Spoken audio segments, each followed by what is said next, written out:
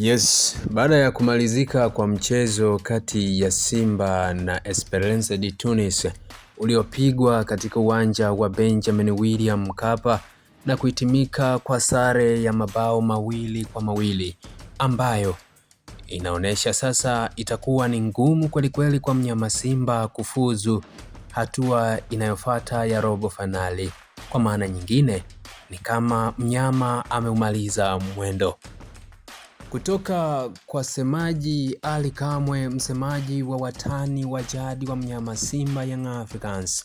Kama kawaida, yeye amechagiza utani wake na anaonekana akiwa serious kweli juu ya kile kilichomkuta mtani wake mnyama Simba.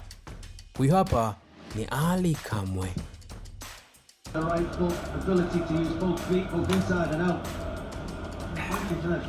Mimi na swali langu hili kwa wachambuzi ni kwamba hamjui kupiga hesabu, hamuelewi au mnaona aibu.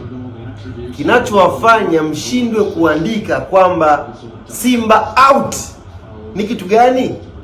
Yaani mnashindwa nini kuandika kwamba Kushney out, Kolo nje? Hilo linawashinda nini hilo? Kwamba hesabu hamwezi kuzipiga vizuri, tuwalaumu wazazi au kitu gani kinawasumbua rohoni kusema kwamba bado mechi 2 kwenye CAF Champions League Simba out? Yaani hiyo inawashinda nini hiyo? Out nje. Yaani maana yake watatoka hapa watasafiri kwenda Angola, sio kucheza mechi, wataenda kuzurura. Out. Wachambuzi andikeni Wachambuzi andikeni out. Ukiupenda mpira wa miguu ni lazima pia ujifunze kuwa na moyo mgumu kweli, vinginevyo yatakushinda. Huo ni utani wa Ali Kamwe kwa mnyama Simba, kwa mtani wake wa jadi huyu. Ndivyo ilivyo hata kipindi kile ambacho wananchi Young Africans hali ilikuwa mbaya, hivi ndivyo walivyotamba mashabiki wa mnyama pamoja na wasemaji wao.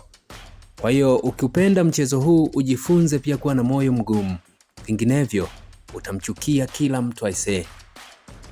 Nini maoni yako? Tuandikie hapo chini kwenye comments, lakini pia usisahau kulike, kushare pamoja na kusubscribe channel hii ili uwe miongoni mwa watu wa kwanza kupata taarifa zetu tunapoziweka mahali hapa. Kumbuka ni kupitia hapa Spotify.